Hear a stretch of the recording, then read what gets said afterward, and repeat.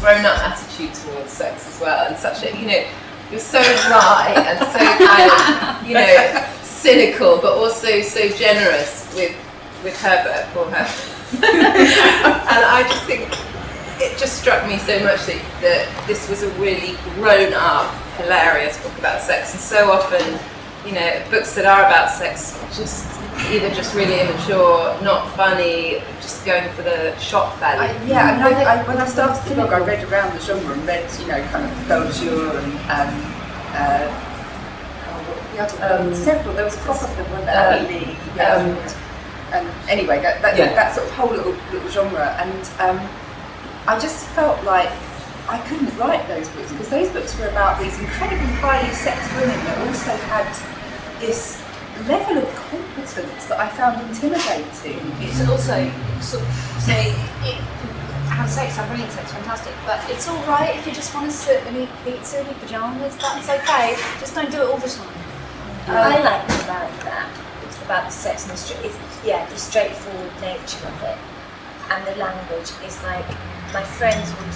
It felt like it's like a conversation I would have in the pub.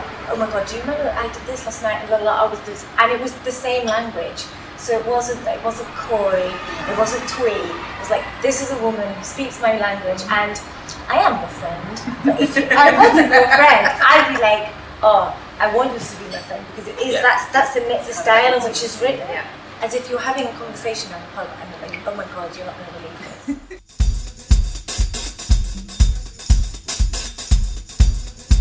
A single person to read it as well, you kind of go, well, I'm not excluded, because actually it's given me something to aim towards. That's what, you can be in a relationship for ages and it's not right, and you kind of go, well, I haven't got that, so I'm going to kick that one to the curb, because this is what I should be aiming for. Is there a risk actually it's a bit smug married? That was something that I was worried about. No, not at all. I mean, I think I have to declare it single, and I didn't feel that. That was not something that was overwhelming. It was much more of a, gosh, that sounds really nice. That actually sounds like something you might want to aspire to. You also recognise things in previous relationships that you felt, and you also, what you hope to have or not in the future. And I think everybody can relate to it, and you're so honest about it.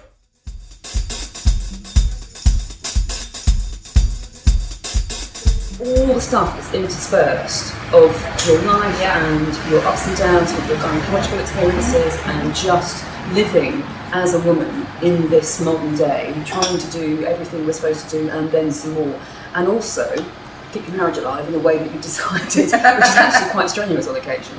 That is brilliant as well. It means it's not a constant. I would imagine for some people the risk is, but I don't want to read about just sex. Imagine that. I don't want to do that. And in fact, it's not. It's about a life It's your feelings and things that live together. That's the nice part about it. Overall relationship. I mean, it's also your friendships, isn't it? About your whole life, isn't it? And I think that's what just makes it so really good. But it's a balance between intimacy and sex, isn't there? Yeah. So sometimes if you're working, it's just about sex, and that's great, and that's fine, or about the emotional turmoil of your relationship. But actually what's interesting in the narrative sort of arc for me is starting from a place of, well, actually the physical is meaning there might be less intimacy in the relationship, and as that kind of experiments occur, the intimacy, you can see it growing and evolving, so you're left with really beautiful images of you walking on the beach, or the intimacy of having a secret rendezvous place is really touching. And I think that for me was surprising, because I thought it was just going to be 52 seductions. That was a surprise for us as well, actually, the way that it did develop our relationship. I'm not sure we expected it to change us as much as it did, and it really did, really effectively did, and it was a surprise. And the way it changed you as individuals as well, kind of giving you more confidence in your body and in yourself, and just things like dressing a bit nicer, how much better you felt about yourself, and things like that. And I think the best thing about the book for me is that what you take away from it is, I want to try that, and I think that so many, not just women, I think men would also read it and feel exactly the same way as, I can revive my marriage with this, or I can try that at least, or I think it really people will really respond to it in that way, because I just think it could do amazing things for people's marriage. I already get lots of letters from people that have just they've tried a seduction, or they've made up their own seductions after reading it, and it's what's so lovely in the modern world is that I get tweeted every time someone does that. I just